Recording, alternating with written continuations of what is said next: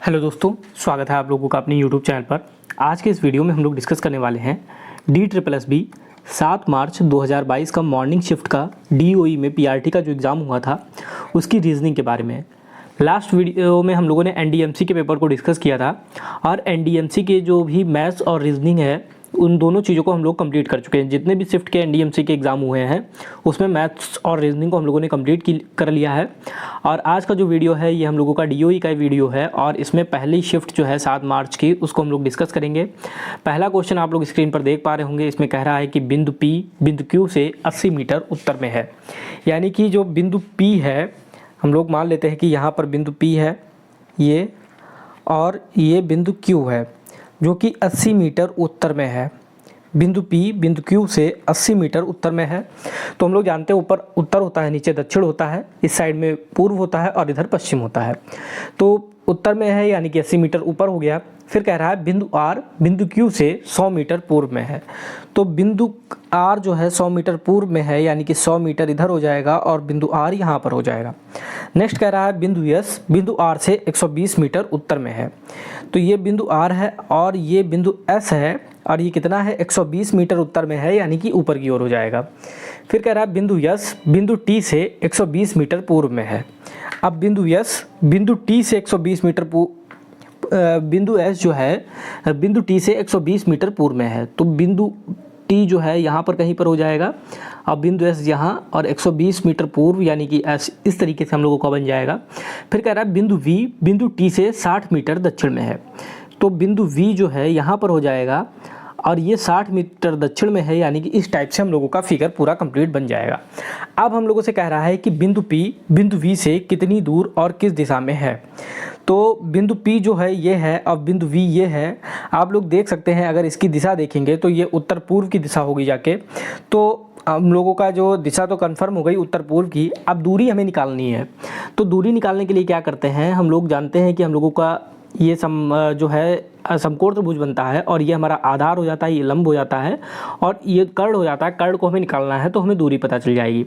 अब हम लोग देख रहे हैं ये पूरा 120 मीटर है, ये हमारा 60 मीटर है और ये हमारा 80 मीटर है। यानी इस साइड की टोटल जो है 140 मीटर है, इस साइड का 120 मीटर है। अगर दोनों को माइनस कर देंगे तो ये वाली दूरी हमारी आ जाएगी 20 मीटर और ये वाली जो दूरी है ये टोटल 120 है और इतनी 100 है यानी कि ये भी हमारी 20 बची।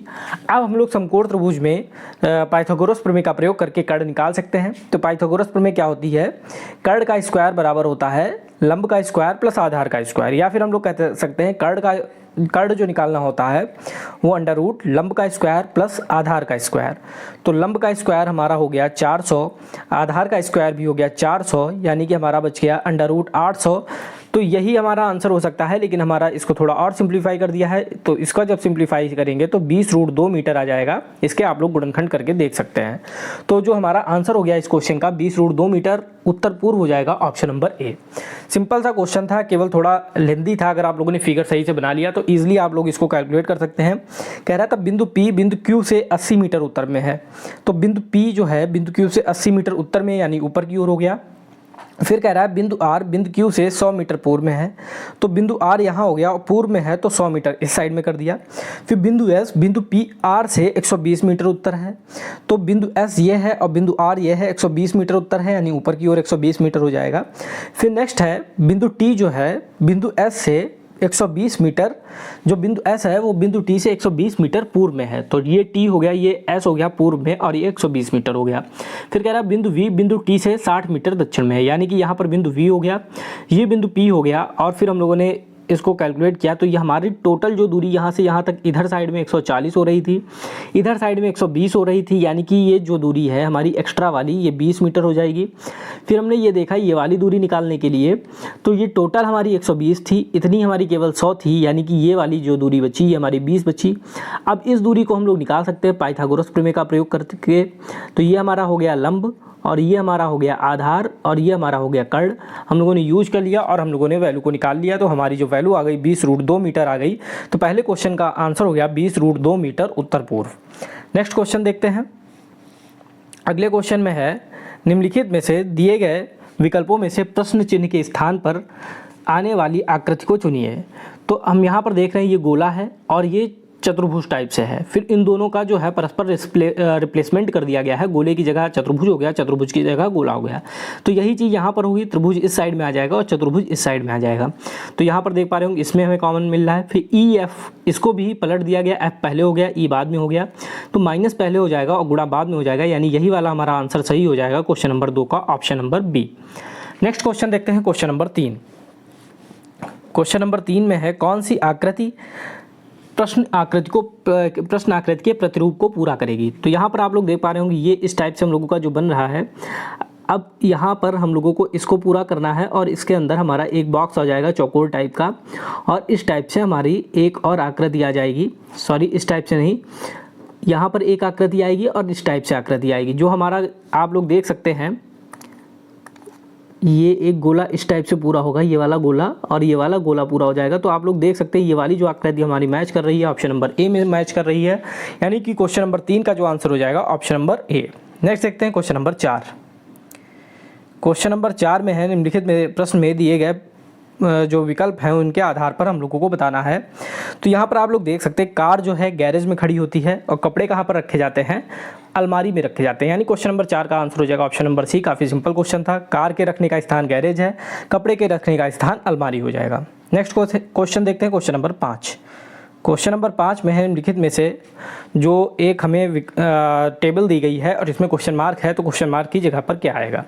तो यहाँ पर आप लोग देखेंगे जो पहला वाला है कॉलम 5 + 14 + 25 + 45 जब करेंगे तो इनका जो ऐड होता है वो हमारा होता है 44। इसी तरीके से 8 + 19 + 11 का जो ऐड होता है वो हमारा 38 होता है, यानी कि 44 में एक जोड़ा तो 45 हो गया जो कि हमारा यहाँ पर आ रहा है। फिर हमने 38 में एक जोड़ा तो 39 हो गया तो हमारा यहाँ पर आ रहा है। तो इसी तरीके से 12 + 21 + 41 का जब ऐड करेंगे तो हमारा आ जाएगा 74, और जो हमारा सीक्वेंस चल रहा था तो 74 में एक को ऐड किया तो हमारा 75 आंसर हो जाएगा क्वेश्चन नंबर 5 का, ऑप्शन नंबर ए। तो इस क्वेश्चन में क्या था, जितने भी 3 संख्याएं थी इनको ऐड करने के बाद उसमें +1 कर देना था, हमारी ये वाली संख्या आ रही थी। यही सीक्वेंस को हम लोगों ने फॉलो किया तो हमारा 12 + 21 + 41 जो है 74 हुआ, और 74 में जब एक ऐड किया तो हमारा 75 आंसर हो गया। नेक्स्ट क्वेश्चन देखते हैं, क्वेश्चन नंबर 6। क्वेश्चन नंबर 6 में है निम्नलिखित में से दिए गए विकल्पों से संबंधित अक्षर युग्म को चुनिए। तो इसमें जो है GSN, तो GSN DOP, तो हम लोग देखेंगे GSN से अगर G से D जाओगे तो आपको -3 करना पड़ेगा, S से O जाओगे तो -4 करना पड़ेगा, और N से P जाओगे तो +2 करना पड़ेगा। तो पहला ऑप्शन हम लोग लेते हैं ZQC WME। तो इसमें देखते हैं Z से अगर आप W जाते हैं तो Z से W जाने के लिए -3 करना पड़ेगा, फिर Q से M जाएंगे तो आपको -4 करना पड़ेगा, और C से +E में जाने के लिए +2 करना पड़ेगा। यानी कि यहाँ पर हमारा सीक्वेंस फॉलो कर रहा है। तो क्वेश्चन नंबर 6 का जो आंसर हो जाएगा हमारा ऑप्शन नंबर ए। इसमें पहले पद में -2, दूसरे पद में -4 और तीसरे पद में +2 हुआ है। इसी चीज़ को हम लोगों ने फॉलो किया, हमें पहले ऑप्शन में ही हमारा जो करेक्ट आंसर है वो हमको मिल गया। नेक्स्ट देखते हैं क्वेश्चन नंबर 7। क्वेश्चन नंबर 7 में एक हम लोगों को अनुक्रम दिया गया है और इसमें से एक गलत पद है, गलत पद को हमें चुनना है। तो आप देखेंगे EVT KBN, तो ई से अगर यहाँ पे लिख लेते हैं EVT KBN QHH WNB CTV और लास्ट में है IAP। तो E से K अगर जाना होगा तो E से K जाने के लिए +6 करना पड़ेगा, K से Q जाने के लिए +6 करना पड़ेगा, Q से W जाने के लिए +6 करना पड़ेगा, W से C में +6 और C से I में +6। यानी पहले पद में हमारा +6 का पैटर्न चल रहा है। अब दूसरे पद में देखते हैं, तो V से अगर B जाएंगे तो +6 होगा, B से H जाएंगे तो +6 होगा, H से N जाएंगे तो +6 होगा, N से T जाएंगे तो +6 होगा, लेकिन अगर आप T से A जाएंगे तो आपको +7 करना पड़ेगा। यानी कि यहीं पर हमारा गलत पद मिल गया IAP। A की जगह पर Z होना चाहिए था, यानी इसमें हमें गलत पद बताना था, तो इसमें गलत पद हो गया हमारा क्वेश्चन नंबर 7 का, ऑप्शन नंबर बी। इसमें पहले और दूसरे पद में +6 हो रहा था, लास्ट में हमें +6, पहले पद में तो +6 हुआ, लेकिन जो दूसरा पद है उसमें +7 हो रहा था, इसलिए हमें गलत जो गलत पद ढूंढना था वो हमें गलत पद यहीं पर मिल गया। नेक्स्ट क्वेश्चन देखते हैं, क्वेश्चन नंबर 8। क्वेश्चन नंबर 8 में शब्दकोश को जो क्रम है डिक्शनरी के हिसाब से आप लोगों को लगाना है। तो यहाँ पर हम लोगों ने बात की थी पहले भी कि जो भी कॉमन होते हैं उसको हम लोग हटा देते हैं, उससे हम लोगों को कोई मतलब नहीं रह जाता है। जैसे WA सब में है तो उससे हमें कोई मतलब नहीं है। फिर हम लोग देखते हैं IDKLG में सबसे पहले क्या आता है, तो सबसे पहले D आता है, यानी 2 वाला ऑप्शन सबसे पहले आ जाएगा। फिर हम लोग देखते हैं G बचा हुआ D वाला हो गया तो इसको हम लोग क्रॉस कर देते हैं। फिर IKLG, G में सबसे पहले हमारा G आता है इन सब में तो 5 आ जाएगा। फिर ये भी हमारा हो गया, इसको भी हटा देते हैं। फिर हमारा बचा IKL, तो IKL में सबसे पहले हमारा I आता है तो ये भी हमारा हो गया। तो हम लोग देख लेते हैं 2 5 1 का जो हमारा बन रहा है वो B और D में बन रहा है। फिर आगे हम लोग देखते हैं WAK और यहाँ पर L है तो K और L में जो पहले आता है वो K आता है तो यानी 3 आ जाएगा और लास्ट में हमारा 4 आ जाएगा। तो हमारा जो सीक्वेंस बना 2 5 1 3 4 यानी option number B question number 8 का राइट आंसर हो गया। तो जब भी ऐसा क्वेश्चन आप लोगों को मिलेगा तो आप लोगों को डिक्शनरी के हिसाब से लगाना है। जो भी आपका लेटर है वो पहले आता है यानी कि वो पहला हो जाएगा, जो सेकंड में आता है वो आपका सेकंड हो जाएगा। नेक्स्ट क्वेश्चन देखते हैं क्वेश्चन नंबर 9। क्वेश्चन नंबर 9 में है कि एक वेन आरेख दिया गया है और वेन आरेख में हमको बताना है बच्चे जो ना ही आदमी हैं ना ही औरत हैं की संख्या 85 है। यानी जो सिर्फ बच्चे में आते हैं उनकी संख्या 85 है, तो बिल्कुल सही बात है। पहला जो स्टेटमेंट है हमारा बिल्कुल सही हो गया। नेक्स्ट है औरतों की कुल संख्या 311 है। तो यहाँ पर देखेंगे 128, ये औरतों में आ रहा है 78, ये भी आ रहा है तो 71 और ये आ रहा है तो 24। तो इतने पद हमारे औरतों में आ रहे हैं। जब हम इनको ऐड करेंगे तो हमारा होता है 301, जबकि स्टेटमेंट में हमको 311 कहा गया, यानी सेकंड वाला जो है गलत हो गया। हमारा आंसर जो सही हो गया ऑप्शन बी केवल 1। जो बच्चों की संख्या जो आदमी और औरत में नहीं है उनकी संख्या 85 है, ये वाला स्टेटमेंट सही है। सेकेंड वाला स्टेटमेंट हमारा गलत हो गया। नेक्स्ट देखते हैं क्वेश्चन नंबर 10। क्वेश्चन नंबर 10 में हमको लुप्त जो पद है उसे बताना है। तो सबसे पहले 23 है, फिर 28 है, फिर 56 है, 73 है, 199 है। तो इसमें हम लोग देखेंगे तो यहाँ पर लिख लेते हैं 23, फिर 28, फिर 56, फिर 73, फिर 199 और फिर क्वेश्चन मार्क। तो 23 में अगर हम 2 का स्क्वायर करें और 1 जोड़ दें यानी 2 का स्क्वायर 4 + 1 5 तो 28 प्राप्त होगा हमें। फिर 28 में हम लोग अगर 3 का स्क्वायर करें और 1 जोड़ दें यानी 3 तिया 9 और 3 का क्यूब करें 3 तिया 9 तिया 27 + 1 28 यानी 56 मिल जाएगा। फिर 56 में हम लोग 4 का स्क्वायर करें प्लस 1 यानी 17 जोड़ें तो हमें 73 मिल जाएगा। फिर 73 में हम लोग 5 का क्यूब प्लस 1 यानी अगर हम लोग 126 जोड़े तो हमें 199 मिल जाएगा। तो हमने देखा क्या सीक्वेंस चल रहा है, पहले 2 का स्क्वायर, फिर 3 का क्यूब, फिर 4 का स्क्वायर, फिर 5 का क्यूब, फिर 6 का स्क्वायर प्लस 1 यानी कि अगर हम लोग 37 जोड़ देंगे 199 में तो हमें आंसर मिल जाएगा। तो 199 में 37 जोड़ेंगे तो 9 7 16, 9 3 12 1 13 और 1 1 2 236 हमारा आंसर हो जाएगा क्वेश्चन नंबर 10 का। तो ऑप्शन नंबर डी सही हो जाएगा। इसमें जो हमारा पैटर्न चल रहा था 2 का स्क्वायर प्लस 1, 3 का क्यूब प्लस 1, फिर स्क्वायर, फिर क्यूब, फिर स्क्वायर, तो इसी चीज़ को हम लोगों ने फॉलो किया, हमें आंसर मिल गया क्वेश्चन नंबर 10 का, ऑप्शन नंबर डी। नेक्स्ट देखते हैं क्वेश्चन नंबर 11। क्वेश्चन नंबर 11 में हम लोगों को कथन और निष्कर्ष से रिलेटेड सवाल है।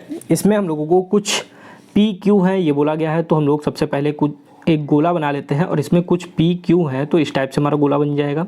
फिर कह रहा है सभी पी एन है, यानी जो सभी पी हैं वो एन है, इस टाइप से गोला बन जाएगा।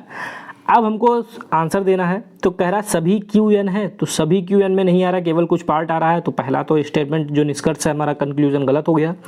दूसरे में कह रहा है कुछ पी क्यू नहीं है, तो यहाँ पर हम लोग देख सकते हैं कुछ पी क्यू में आ रहे हैं यानी कि कुछ पी क्यू हैं, तो सेकंड वाला भी हमारा जो स्टेटमेंट है वो गलत हो गया और इसका जो सही आंसर हो गया ऑप्शन नंबर सी हो जाएगा। कोई भी निष्कर्ष अनुसरण नहीं करता है, क्योंकि हमारी जो बात कही जा रही है वो पूरी फॉलो की हो। और दूसरी चीज़ क्या है कि यहाँ पर आप लोगों को अगर नहीं समझ में आ रहा है तो ये चीज़ ध्यान रखनी है, यहाँ पे पॉजिटिव सेंस में कह रहा है कुछ पी क्यू हैं, और अगर आप लोगों को कंक्लूजन में निगेटिव सेंस में कह दिया जाए कुछ पी क्यू नहीं है तो आपका जो है स्टेटमेंट गलत हो जाएगा पूरी तरीके से। अगर कथन पॉजिटिव है और निष्कर्ष निगेटिव आ रहा है तो आपका जो कथन है जो कंक्लूजन है वो आपका गलत हो जाएगा। इस चीज़ को आपको ध्यान रखना है।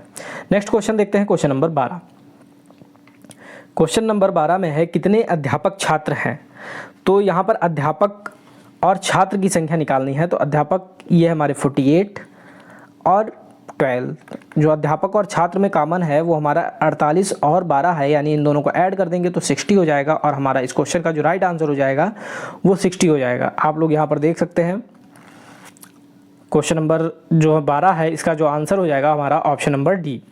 तो इसमें क्या था हमारा, ये 48 था और ये 12 था, इन दोनों को ऐड कर दिया, हमें आंसर मिल गया क्वेश्चन नंबर 11 का ऑप्शन नंबर डी। नेक्स्ट देखते हैं क्वेश्चन नंबर 13। क्वेश्चन नंबर 13 में क्या है, 7 व्यक्ति ABCDEFG 7 व्यक्ति हैं और एक वृत्ताकार मेज पर केंद्र की ओर मुख करके बैठते हैं। तो हम लोगों ने बात की थी जब भी इस टाइप से व्यक्ति होंगे तो हम लोग इस टाइप से जितने भी व्यक्ति होंगे उतने हम लोग यहाँ पर बना लेंगे, उतने बैठने की जगह बना लेंगे। तो यहाँ पर हम लोगों ने बनाई, ये हम लोगों का जो है 2, 2 4, 2 6 और 1 7, इस टाइप से हम लोगों ने बना लिया। आप कहीं भी बना सकते हैं, 7वां व्यक्ति कहीं पर भी बैठा सकते हैं। तो इस टाइप से बनाने के बाद अब हमसे जो स्टेटमेंट कह रहा है उनको हम लोग यहाँ पर फॉलो करेंगे। कह रहा है कि बी तथा जी के बीच में 2 व्यक्ति बैठते हैं। तो अगर हम लोग जी को यहाँ पर बैठा लें तो 2 व्यक्ति यहाँ हो गए और बी हमारा यहाँ हो गया। नेक्स्ट है ए ई के बाईं ओर दूसरे स्थान पर बैठता है, तो इसको अभी हम लोग छोड़ देते हैं। सी जी का पड़ोसी है, इसको भी अभी हम लोग छोड़ देते हैं। फिर कह रहा है डी बी के दाईं ओर तीसरे स्थान पर है। तो जब डी अब ये पूरी स्थिति हमें दी है, डी बी के दाईं ओर तीसरे स्थान पर है, तो 1 2 3 तीसरा स्थान ये हो गया, तो यहाँ पर डी आ गया। अब हम लोग बाकी जो स्थिति है उनको हम लोग निकालते हैं। यहाँ पर हम लोगों से कह रहा था कि सी जी का पड़ोसी है, तो एक साइड डी हो गया, यानी सी की स्थिति कंफर्म हो गई, सी हमारा यहाँ पर बैठेगा। फिर नेक्स्ट कह रहा है कि बी तथा जी के बीच में 2 व्यक्ति बैठते हैं, तो बी हमारा ये हो गया और जी हमारा ये हो गया, 2 व्यक्ति हो गए। ए ई के बाईं ओर दूसरे स्थान पर है, तो अगर हम लोग ए को यहाँ पर बैठा दें तो ई यहाँ पर हो जाएगा। ए जो है ई के बाईं ओर दूसरे स्थान पर है, तो यहाँ पर हम लोगों का बैठ जाएगा, क्योंकि यहाँ पर जो है ये ई हो गया और ये ए हो गया। अगर हम लोग यहाँ पर बैठालते ई को तो यहाँ पर बी पहले से बैठा था, इसलिए हम लोगों को यहाँ पे बैठाना पड़ा। फिर हमारा बचा एफ, तो वो यहाँ पर आ जाएगा। तो अब हमारा पूरा जो है फिगर बन गया है। अब हमें जो हमारा कथन है उसके हिसाब से आंसर देना है। एफ डी के तुरंत बाईं ओर बैठता है, तो एफ डी के तुरंत बाईं ओर बैठता है, बिल्कुल सही बात है, पहला कथन हमारा सही हो गया। जी तथा ई के बीच में 2 व्यक्ति हैं, तो जी हमारा ये है, ई हमारा ये है, 2 व्यक्ति हैं बीच में, दूसरा भी कथन सही हो गया। यानी पहला और दूसरा दोनों स्टेटमेंट सही है, हमारा ऑप्शन हो जाएगा डी सही हो जाएगा क्वेश्चन नंबर 13 का। तो जब भी ऐसा क्वेश्चन मिले उसमें आप लोगों को जो भी स्थितियां दी हैं उनको आप लोगों को फॉलो करना है, बाद में आप लोगों को क्रॉस मैच कर लेना है। जैसे कि बी तथा जी के बीच में 2 व्यक्ति हैं, तो बी और जी के बीच में हमें 2 व्यक्ति मिल रहे हैं। फिर कह रहा है ए ई के बाईं ओर दूसरे स्थान पर है, तो ए ये है, ई के बाईं ओर दूसरे स्थान पर है। सी जी का पड़ोसी है, तो सी जी का पड़ोसी बी है। डी बी के दाईं ओर तीसरे स्थान पर है, तो डी जो है बी के दाईं ओर, कह रहा है डी बी के दाईं ओर तीसरे स्थान पर है, तो बिल्कुल सही बात है। यानी कि जो भी हमारी स्थितियां दी थी वो सारी फॉलो कर रही हैं, यानी कि जो हमारा फिगर बना है बिल्कुल सही बना है। तो अब हम लोग आसानी से आंसर दे सकते हैं। क्वेश्चन नंबर 13 का जो राइट आंसर हो गया ऑप्शन नंबर डी। नेक्स्ट देखते हैं क्वेश्चन नंबर 14। क्वेश्चन नंबर 14 में पासे की स्थितियाँ दी गई हैं और हमें बताना है कि 5 सबसे ऊपर है, तो 5 के नीचे की संख्या क्या होगी सबसे नीचे। तो हम लोग ये देख रहे हैं कि पहले में अगर पहला है 1 3 2, पहले पासे में जो स्थितियाँ दी गई हैं, दूसरे में 1 दिया गया है तो 1 के नीचे 1 आ जाएगा, 3 दिया है 3 के नीचे 3 आ जाएगा, बचा हुआ 4 2 के नीचे आ जाएगा, यानी 2 का तो अपोजिट हमें पता चल गया 4 है। फिर हम लोग नेक्स्ट देखते हैं, तो दूसरे पासे में हमें स्थिति है 1 3 4 की। अब इसमें हमें क्या कॉमन मिल रहा है, 3 के नीचे 3 कॉमन है और जो 4 का अपोजिट था वो 2 हो गया और 1 का जो अपोजिट हो जाएगा वो 6 हो जाएगा, क्योंकि 6 हमारा बचा हुआ है, तो 1 का जो अपोजिट हो जाएगा वो हमारा 6 हो जाएगा। और बचा हुआ हमारा क्या है 3 और बचा हुआ क्या है 5, 3 और 5 का बचा हुआ है, यानी 3 का जो अपोजिट हो जाएगा वो 5 हो जाएगा। तो हमारा ऑप्शन सही हो जाएगा सी। तो जो भी आप लोगों के कंडीशंस दी होती हैं उसके हिसाब से हम लोग कैलकुलेट करते हैं। जैसे पहले 1 3 2 दिया था, दूसरे में 1 3 4 था, हम लोगों ने यहाँ से कैलकुलेट किया तो 2 का अपोजिट पता चल गया। फिर हम लोग क्या कर सकते थे, 1 3 2 पहले पासे में है, लास्ट पासे में क्या है 3 के नीचे 3 आ जाएगा, 2 के नीचे 2 आ जाएगा और 1 के नीचे 6 आ जाएगा, यानी 1 का अपोजिट हमारा 6 हो गया। बचा हुआ हमारा 3 और 5 था, यानी 3 और 5 अपोजिट हो जाएंगे। क्वेश्चन नंबर 14 का जो राइट आंसर हो जाएगा ऑप्शन नंबर सी। नेक्स्ट देखते हैं क्वेश्चन नंबर 15। क्वेश्चन नंबर 15 में क्या है, कथन और निष्कर्ष दिए गए हैं, यानी कंक्लूजन बेस्ड क्वेश्चन है। कह रहा कुछ पी टी है, तो कुछ पी हम लोगों ने पी बना लिए और टी बना लिए। अब कॉमन कह रहा था तो कुछ पी टी हो गए, कुछ टी ऐसे हैं, तो कुछ टी एस ऐसे भी बन सकता है। दूसरी हमारी जो फिगर है वो इस टाइप से बन सकती है, कुछ पी टी है और कुछ कॉमन है, तो इस टाइप से भी बन सकता है। अब कह रहा कोई भी जे पी नहीं है, तो जो जे है वो अलग भी हमारा बन सकता है, दूसरा हमारा इस टाइप से भी बन सकता है। जितने भी आप लोगों के फिगर्स बन सकते हैं उन सभी को आप लोगों को बनाना है। कोई भी जे पी नहीं कह रहा था, तो इस कंडीशन से भी कोई भी जे पी नहीं है और इस कंडीशन से भी नहीं है। अब हमसे कह रहा था कुछ एस जे नहीं है, तो हम लोग देखते हैं यहाँ पे कुछ एस जो है जे नहीं है, यहाँ से भी नहीं है। जब एक भी नहीं है तो कुछ भी नहीं होंगे, और यहाँ से भी हम लोग देख सकते हैं कुछ एस जे है और कुछ एस जे नहीं है। नेक्स्ट कह रहा है कुछ टी जे नहीं है, कुछ टी जो है यहाँ से बिल्कुल नहीं है और यहाँ से भी कुछ है कुछ नहीं है, यानी पहला और दूसरा हमारा फॉलो कर रहा है। नेक्स्ट कह रहा है कोई भी जे पी नहीं है, तो कोई भी जे पी नहीं है, यहाँ से हमारा जो है कुछ जे टी है, तीसरा वाला है कुछ जे टी है, तो यहाँ पर हमारा जो है कुछ जे टी नहीं है, यहाँ पे अलग बन रहा है और यहाँ पे अलग कर बन रहा है, यानी कि यहाँ पर दोनों चीज़ें फॉलो नहीं कर रही, क्योंकि हमसे कह रहा है कुछ जे टी नहीं है, जबकि हमारा इसके हिसाब से कुछ जे जो है टी में आ रहा है, यानी तीसरा जो है हमारा गलत हो गया। तो इस क्वेश्चन का जो राइट आंसर हो गया फर्स्ट और सेकेंड हो गया क्वेश्चन नंबर 15 का। नेक्स्ट देखते हैं क्वेश्चन नंबर 16। क्वेश्चन नंबर 16 में है कि एक व्यक्ति एक बिंदु से दक्षिण की ओर चलना प्रारंभ करता है। तो कोई व्यक्ति है और दक्षिण की ओर चलना प्रारंभ करता है, यानी कि और आगे कह रहा है 100 मीटर चलने के बाद, यानी दक्षिण हमारा नीचे की है और 100 मीटर चला, फिर कह रहा है 100 मीटर चलने के पश्चात वह बाईं ओर मुड़ता है और 60 मीटर चलता है, यानी ऐसे जाता है और 60 मीटर चलता है। अंततः वह बाईं ओर मुड़ता है और 20 मीटर जाता है, यहाँ तक जाता है और 20 मीटर जाता है। फिर कह रहा है कि अब वह आरंभिक बिंदु से कितनी दूरी पर है। तो आरंभिक बिंदु उसका ये था और ये दूरी अब हमें निकालनी है। तो इसको निकालने के लिए एक लाइन हम लोग ये खींच देंगे, जब ये 60 है तो ये भी 60 हो जाएगी। ये टोटल हमारा 100 था, इतना 20 है, यानी ये वाला पार्ट भी 20 है, तो ये जो हमारा ऊपर का पार्ट हो जाएगा ये 80 हो जाएगा। अब हमें जो लंब है वो पता चल गया 80 और जो हमें आधार है वो पता चल गया 60। तो अब हम लोग कर्ण को निकाल सकते हैं। कर्ण को निकालने के लिए क्या करेंगे, 80 का स्क्वायर प्लस 60 का स्क्वायर, 60 का स्क्वायर और इसको कर देंगे अंडर रूट में, तो हमें कर्ण पता चल जाएगा। तो ये हो जाता है हमारा 6400 और ये हमारा हो जाता है 3600। तो ये हमारा ऐड करने के बाद आ जाता है ये, और इसका जब वर्गमूल निकालेंगे तो 100 मीटर आ जाएगा। हमारा जो आंसर हो जाएगा क्वेश्चन नंबर 16 का ऑप्शन नंबर डी। तो इसमें जो भी चीज़ें हम लोगों को बताई जा रही थी उसको हम लोगों ने फॉलो किया। लास्ट में जो हम लोगों का फिगर बना वो इस टाइप से कुछ फिगर बना। अब इसमें हमें ये वाली दूरी चाहिए थी, यानी कर्ण चाहिए था, तो ये 60 है तो ये भी हमारा 60 हो जाएगा। ये आपका टोटल 100 है, इतना 20 है, यानी ये भी 20 होगा, तो ये हमारा बचा हुआ 80 है। अब हम लोग पाइथागोरस प्रमेय का प्रयोग करके कर्ण बराबर अंडर रूट लंब स्क्वायर प्लस आधार स्क्वायर का यूज करके क्वेश्चन नंबर 16 का आंसर निकाल सकते हैं। नेक्स्ट देखते हैं क्वेश्चन नंबर 17। क्वेश्चन नंबर 17 में क्या है, एक विशिष्ट कोड भाषा में IT को 58 लिखा जाता है। तो हम लोग देखते हैं कि I और T, तो I का जो स्थान है अंग्रेजी वर्णमाला में 9 है और T का स्थान 20 है। अगर दोनों को ऐड कर देंगे तो हमें 29 मिल जाएगा, फिर उसका 2 गुना करेंगे तो हमारा 58 आ जाएगा, जो कि कोड दिया गया है। फिर इसी तरीके से SAD सैड की बात की जाए तो S का जो स्थान है वो 19 है, A का स्थान D है और T का स्थान 4 है। इनको ऐड करेंगे तो आपका 24 आ जाएगा और इसका 2 गुना कर देंगे तो आपका जो है 48 आ जाएगा। अब हमसे पूछा गया है इसी कोड भाषा में फिश को क्या लिखा जाएगा। तो F का जो स्थान होता है वो 6 होता है, I का जो है 9 होता है, S का 19 होता है और H का 8 होता है। तो जब हम लोग इसको ऐड करेंगे तो जो हमारा आ जाएगा यहाँ पर हम लोगों का जो ऐड आ जाएगा वो 42 आ जाएगा। अब 42 का जो दुगुना करते हैं तो 84 हो जाएगा, जो हमारा आंसर हो जाएगा ऑप्शन नंबर डी। तो जितनी भी हमारे जो IT है सैड है, तो जो भी जिस नंबर पे आ रहा था उसको लिखने के बाद ऐड करके 2 गुना किया गया। तो उसी चीज़ को हम लोगों ने फिश में फॉलो किया। F हमारा 6 पे आता है, I 9 पर आता है, S 19 पर आता है, H 8 पर आता है। ऐड करने पे टोटल 42 होता है और 42 का 2 गुना 84 होता है, यानी क्वेश्चन नंबर 17 का जो आंसर हो जाएगा ऑप्शन नंबर डी। नेक्स्ट देखते हैं क्वेश्चन नंबर 18। क्वेश्चन नंबर 18 में हम लोगों को बताया जा रहा है कि A B का पिता है, B C की बहन है, C D की बहन है, D E का पुत्र है, यहाँ कितनी औरतें हैं। तो A B का पिता है, यानी A जो है ऊपर हो जाएगा और पिता है B का, तो ये B हो जाएगा, इस तरीके से हमारा बनेगा। A B का पिता है तो B यहाँ हो जाएगा, इस टाइप से हम लोग लिख देंगे, और पिता है इसलिए ये मेल हो जाएगा। अब नेक्स्ट कह रहा है B जो है C की बहन है, तो B जो है C की बहन है।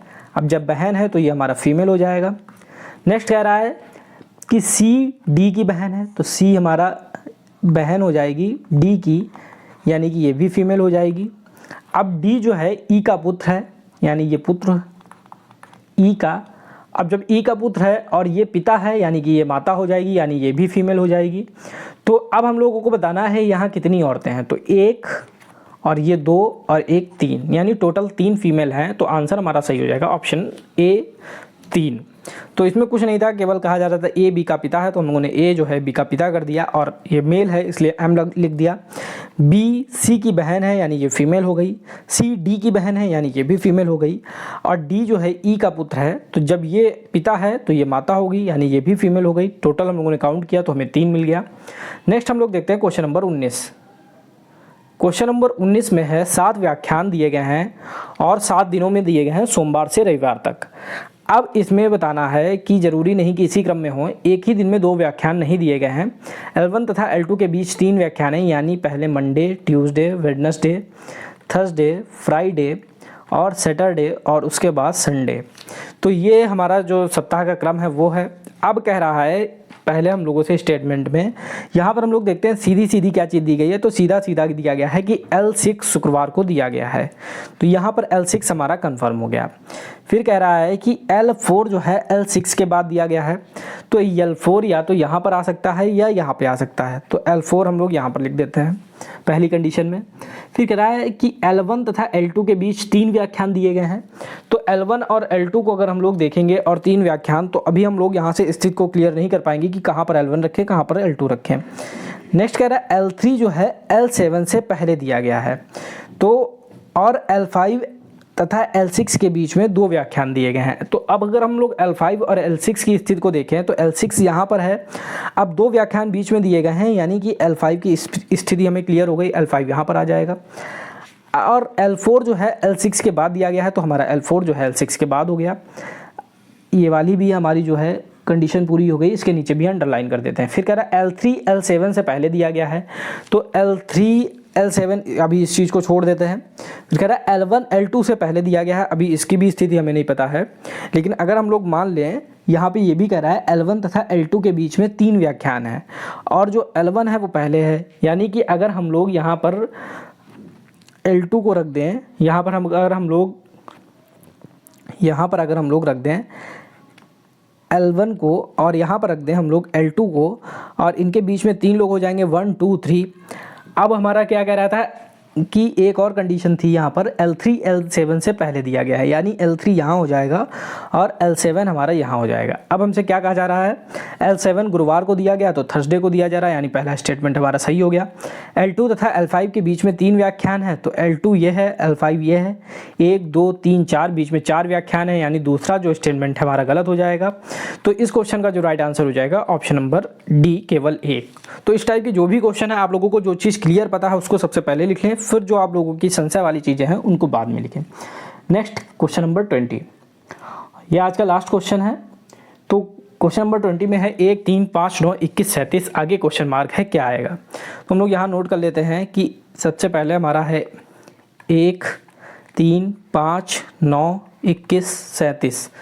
तो हम देख रहे हैं 1 से 3 अगर जाना हो तो 2 का अंतर है, 3 से 5 में 2 का अंतर है, 5 से 9 में 4 का अंतर है, 9 से 21 में 12 का अंतर है, 21 से 37 में 16 का अंतर है। तो अब हमारा पैटर्न क्या चल रहा है, तो सबसे पहले गुणा 1 हुआ, फिर हमारा क्या हुआ प्लस 2 हुआ, फिर क्या हुआ गुणा 3 हुआ, फिर क्या हुआ प्लस 4 हुआ, यानी कि पहले 1 2 3 4, अब नेक्स्ट जो है 5 आएगा। पैटर्न क्या था, गुणा फिर प्लस फिर गुणा फिर प्लस फिर गुणा, यानी 16 में 5 की गुणा करेंगे तो 80 आ जाएगा, 80 और 37 को ऐड करेंगे तो हमारा 117 आ जाएगा।